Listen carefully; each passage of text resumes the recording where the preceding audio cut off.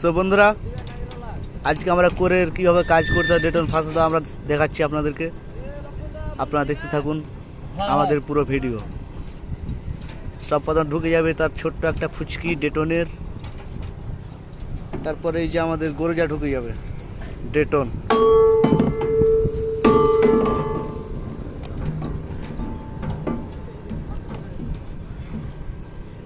তোমরা দেখে নাও কীভাবে মানে কোরের কাজ করতে হয়। সম্পূর্ণ তোমার ভিডিও দেখতে থাকো।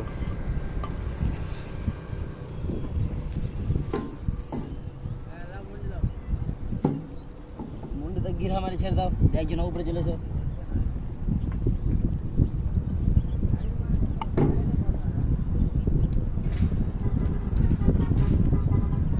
আমরা অ্যালুমিনিয়ামটা ভেঙে দেবো, তারপর সিরিজ পেপার দিয়ে আমরা ঘষে ঘষে তাকে একটা